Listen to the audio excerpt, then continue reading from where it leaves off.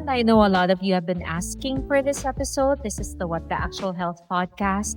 A lot of the comments kasi on the pod, Harvey, are Yes. asking for swaps. Oo. Kasi we talk about why certain things are bad.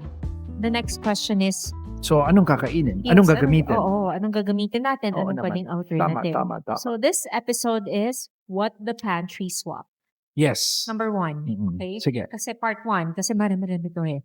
But in every household, in every Filipino household, there are 5 condiments. 6. 6. Oo. 6 condiments that you will often find in most Asian households as well. Yep.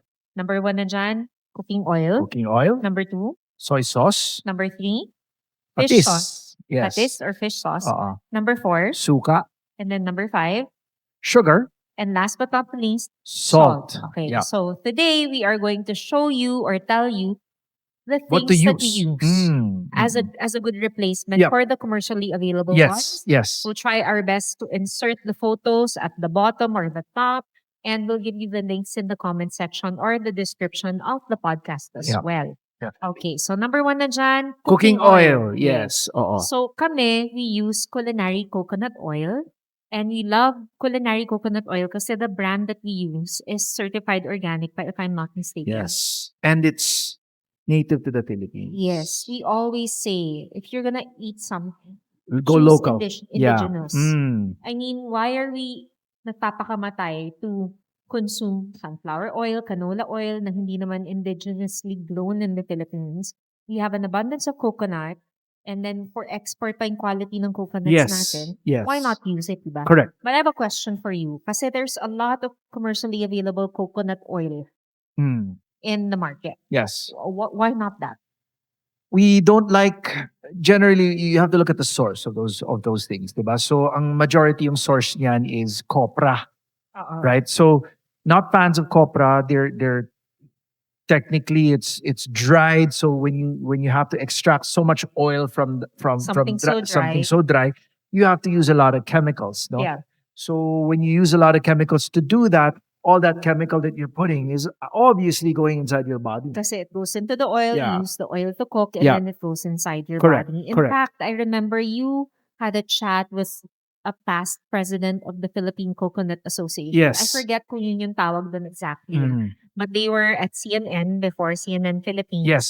You did an interview, that person did an interview, and you had a chat. Yes. And he was telling you nga that copra is technically Inedible. Yeah. Yes. Yeah. So, if you're gonna ask us why not the commercially available coconut oil, because it's not technically made from fresh coconut. Yep. It's made from copra. Mm. And to extract the oil from copra, you need a lot of chemicals, you need a lot of bad stuff. So, Correct. we'd rather do culinary coconut oil. Yep. And the second type of oil that we use in our kitchen. Teka, before you go to that point, now, everybody's gonna ask you, canola has been marketed so well for decades and decades that it's a heart-friendly oil. Yes. Diba? So I think it needs to be said na here at Baron Method or in our practice or even in our household, with to make it smaller, no, we do not like to feed our family seed oils. Yes. Okay, oils that come from those sources because again, to extract oil from those sources, it also has a lot of processes, a lot of chemicals, and things that your body also does not really like. Yeah. Diba? So, yon. And there's a lot of discussion with that na who has funded the research that canola is good, Yeah. who has lobbied and everything. But, do your research also. Yeah. Second oil that we use in our kitchen, we use a lot of olive oil. Olive oil. Extra virgin olive oil, hopefully organic. Yeah. We use that for finishing. So, sa salads, sa Soups. ganyan. Pero kung for cooking, okay din yung pure olive oil. Yes. Pure olive oil lang, hindi yung pumas. oo. Kasi pumas is your last press. Hindi ba pumache ang spelling No, nun? pumas Hindi, daw eh. I thought Okay, that okay. it's pumas. Oo. It's the last press. So, it uses a lot of chemicals as well. Kasi wala ka na halos na extract. Yep. Kaya din mura si pumas, guys. But we always say nga, eat what's indigenous to your country. If you're in the Philippines, go for coconut. If Yeah. you're in a Mediterranean country, go for olive. Yeah. No problem. We have a lot of clients from other countries. No, Filipinos get everywhere. So meron kami mga clients na Filipinos or other foreigners that live in these countries like Australia, New Zealand. Then you can do avocado oil. Yeah, avocado oil. Pero mahal kasi ang Dito. coconut oil. Believe it or not, sa atin mura. Sa kanila mahal ang coconut oil. Because it's an import product. Oo. Yes. So better in those countries if you're listening to us from let's say Greece or where olive oil is cheaper, go for olive oil. No yes. problem. Oo. Okay. Next in the list, we have soy sauce. Kasi, you know naman how Pinoys love their soy sauce. They use it for marinating. They use it for Everything. sausawan. Yeah. Okay. So, ang problem with the commercially available soy sauce, what is soy sauce supposed to be? Water, Salt. soy, and salt. Yeah. Water, soybean, and salt Yes. lang. Yun lang talaga dapat siya. And the commercially available ones, you will see meron pang artificial colors, meron pang artificial flavors, may MSG. Yes.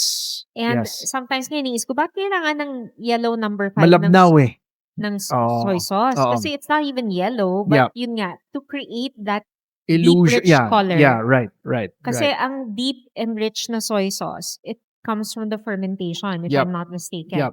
And since nga kailangan mo i-mass produce, kailangan mura, lagyan ng food coloring. Yeah, don't forget, dahil tayo, we like our soy sauce sweet din. There's Yeah. also a lot of sugar that's added Yes. into our soy sauce. That's true. Yeah. That's true. Mm-mm. So kami, when we look at soy sauce, we look for the ones that say water, soybean, salt. Yeah. That's it. Yeah. And if you have the budget for it, even better kung organic kasi at least organic yung soybeans. Yeah. Non-GMO. Just read the label. I mean, it should be that simple. Water, soybean, salt. Yes. It should never have so many other things like yellow number 5, Actually, tartrazine, they or were saying nga yung tunay na brewed soy sauce, pag yung bote, shinake mo, tapos nagbabubble siya, nagpo-froth, that's a sign that it's naturally fermented. Okay. So that's a good thing. Okay. Okay, next. Fish sauce. Teka, yung Ay, soy sauce mo, Ayaw nga pala. Another great alternative kasi nga, we are in the Philippines, coconut aminos. aminos. Lalong-lalo na dun sa mga mahilig sa liquid Yeah. liquid seasoning. Oo. Because it has a similar taste profile. Yeah. Tsaka, And, yeah, go ahead. and yun nga, because we are in the Philippines, and funny yung partner store that we work with, organics.ph, they were telling us, kasi they carry a lot of coconut products. Cocoa cider, cocoa aminos, ganyan. Sabi ko, bakit wala sa grocery nito? Yung pinagkukuhanan nila doesn't even sell to the local market kasi everything is for export. Yeah. I mean, the people are very well educated when it comes to the value of those coconut products. Diba? Yes. So, okay. So that's the funny thing. I mean, foreigners, they clamor for the Philippine cocoa products. Tapos tayo, we're just ignoring it. Okay. Yeah. Okay. So you talked about that, no? Need to just share with you the when it comes to soy sauce kasi it is, besides cooking oil, no, it is probably the most abundantly used of all the condiments. That's true. Kasi a Diba? lot of the recipes in Filipino dishes, Asian lalo na recipes. meat dishes, involve a lot of soy sauce. Kung Posibleng- hindi man pang timpla, pang sausaw. Posibleng isang buong araw, lahat may soy sauce, di ba? Tapa ka for breakfast, adobo ka for lunch, tapos yung maski yung fish mo na niluto, walang soy sauce. Fried fish, pero yung sausawan mo, toyo Yes. suka, di ba? So, yun. Mm. That's what we look for as an alternative. Correct. Water, soybean salt, or coconut Yeah, aminos. oo, Okay siya. definitely. Next, vinegar. Vinegar should just be vinegar. I mean, Yes, actually, ang vinegar, guys, surprise, it's just water and vinegar Yep. from a certain fruit. Yep. So, in the Philippines, you have different types. You have palm vinegar, you have cocoa vinegar, meron pa nga pineapple vinegar. Yep. And I'm sure a lot of you are familiar with apple cider vinegar. Mhm. Ang problem with the commercially available ones, kasi may food coloring na nga, like sukang puti. Sukang puti na nga lang dapat siya, puti na lang dapat siya. Mm. May food coloring pa. Oo. At saka, minsan, may dinadagdag pa silang panglasa. Yes. Artificial flavors. yes. Oo. So again, if you're gonna look for vinegar, in the Philippines, we have so many. Read so the many. labels, di ba? Yeah. Mm. Again, water lang and the type of vinegar. Oo. Ganun lang dapat siya. Oo. Which takes us to the next point, no? Yung patis Yes. or fish Fish sauce. sauce, yes. Oo. Okay. So fish sauce naman, guys, when you look for it in the groceries, when you flip the bottle, look for water, fish, and salt. Minsan it says water, anchovy, and salt. Oo. So it's a water type of fish and then salt. Mm-mm. Ganun siya.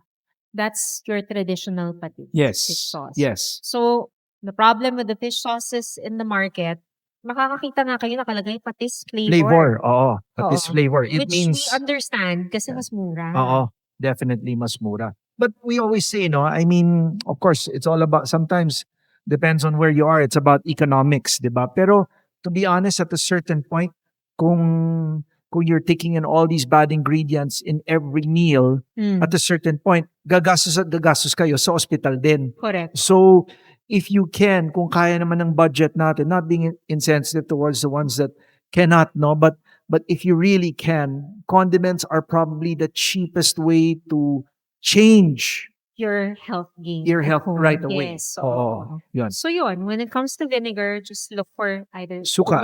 sukang tuba, sukang sasa, sukang from cocoa, whatever it is. Patis. Patis Just- yung pinag-usapan sorry, natin. Sorry. Sige, patis, Wala na, patis. patis. Okay. So if you're gonna look for patis, oh my gosh. Oo. Water, fish, and salt. Yeah. Simple Ganun lang yon. siya. Yun lang Simple dapat. lang yon. Yes. Oo. And then, Reminder lang. mm, Itong patis na to, usually pagka when we work with people na may mga high blood pressure, parating sinasabi namin, hindi na nagpapatis yan pag dumadating sa amin kasi nagka-high blood na-attack na ng high blood, no? It's not wrong to add flavor into your food kasi when people are sick, they tend to panic na dapat ang pagkain wala ng lasa. mm, Hindi dapat wala ng lasa. That's the reality. Hindi dapat walang lasa. Nagkakaproblema lang tayo pagka sobrang malasa. When you go too your much. taste buds are so in need of something salty Yes. na halos inumin mo na yung patis. May Correct. kilala tayong ganyan. Marami tayong kilalang ganyan. Okay. Mm-mm. Okay, next on the list, let's talk about salt. Salt na. Yes. Yes. Oo. So, kami sa bahay, we use sea salt Yes. and we use Himalayan salt. Yes. Yes. Go But ahead. more than anything, we use a lot of sea salt that's locally sourced. Right. We like our sea salt na sun-dried, solar-dried, unrefined. Mm. I mean, guys, come on. The Philippines is an archipelago. Oo. We have a lot of access to seawater. You have a lot of salt producers, Mindoro, Pangasinan. Ang dami nating sources of salt. Mm. So, maybe consider not buying refined salt. Right. And we might get into trouble for saying this, we don't consume iodine. Yeah. And we've we have blood tests and all of these things, and it doesn't seem to have any negative effect that we've chosen as a couple, even for our family, not to provide our family or even our bodies with iodized Yes. salt. Pero diba? I get where that came from kasi the marginalized community does not have access to iodine-rich food. Right. Kaya they thought of, enriching salt with iodine. Correct. But for most, I would say middle class to upper class, you don't need iodine supplementation. I'm sure you get it from the food. Yeah, and again, just to go back to this thing, if you're eating foods that are rich in iodine anyway, you don't need to have the iodized salt. And Yes. to be honest with you, you can read about how iodized salt can actually be more harmful than better for your body. And last on our list is sugar. Sugar. Okay. Mm-mm. So, mga Pinoy, sanay na sanay sa Matamis. refined Mm. white sugar. Alam mo, kung meron akong peso for every time sinabihan ako ng isang tao na may sweet tooth kasi ako or I like things that are sweet. Yeah. 'Di ba? Siguro, sobrang dami na natin masyadong pera. Baka hindi na tayo kailangan mag-podcast. Pero hindi. Ganito yan, no? So, sometimes, your tongue kasi is built to understand all these tastes. And it likes it. It makes your body happy when you get to taste salty, sweet, anghang, all of that. So, Yes. your body enjoys it. The problem is, again, when it's too much. So, going back to sugars, sometimes kasi, the sugars that you're taking in jumps up the glycemic index. Kaya nga, ang daming mga diabetics na ngayon Pero if we're not gonna use refined white sugar, Or refined sugar the in general. salt that we use would be muscovado, Mhm. cocoa sugar. Again, coconut products. Kasi nga, sobrang abundant Yeah. in the Philippines. Meron din cocoa syrup. Okay. Yeah. Yeah, Nakita ko made na from yan. cocoa sap. Mm. And then we also like honey. Pero Honey, yung for sure. fully honey flavored syrup, yung totoong honey. And just a bit of a tidbit, we don't like brown sugar because it's basically white sugar na process na siya tapos nilalagyan ng molasses. Yeah. Para for moisture, for color, whatever Right. the reason is. Right. So people say na healthy yan, brown sugar. Oo. Not necessarily, Hindi guys. necessarily. So kami, yun. We like muscovado for marinating meats, cocoa sugar if someone wants to sweeten their drinks. Tayo halos, we don't do that. Mm. And No, we do naman, but not too halos much. we don't. Halos we don't. Mm. Okay, I didn't say never. Yeah, I said yeah. halos we don't. Yeah. Away na kami, guys. Ah. Stevia, Harvey. Stevia, you have to read the labels because a lot of these products sa market na na supposedly stevia, makikita mo na first product listed is usually another type of sugar or compound carbohydrate like maltodextrin, and then second ingredient lang yung stevia. Ang issue ko doon is that it means na pinromote mo yung stevia pero there's more maltodextrin there. Or sometimes erythritol. Yeah. In other words, in the packet, parang less than 10% lang yung stevia Yeah. compared to the other ingredients. Yes. So, Oo. let's not fall for that trap na just because it says stevia. Stevia. Yeah. Stevia, it's healthy. Yes. Yun siya. Yes. Lalong-lalo na for the low carb, keto dieters out there na just because you think you're eating stevia, you're gonna be able to avoid jumps in your blood sugar. It's not high GI. Depende kung ano yung nakahalo din sa stevia mo. Correct. Okay? Correct. Definitely. So, again, guys, we Teka. said, oh, Meron pa. I need to make sure. We talked about these 6 condiments, right? There are in a normal Filipino household when we see it, madalas namin nakikita mga iba-ibang klaseng mix. Like sinigang mix, mga ginisa mix, yeah, all we'll of these discuss things. that in the next episode, no? Yes, we will. But I just wanted to say right away na hindi yon part of a healthy condiment. Oh, yeah. I mean, Okay. like I said, we'll discuss it in Yep. the next episode. Sige. We were Inuna ko lang. discussing the basics, Mm-mm. the 6 most common Mhm. in a Filipino household. Correct. Again, that's cooking oil, soy sauce, vinegar, patis or fish sauce, sugar, and salt. All the links to the good alternatives will be put down in the description section. Yep.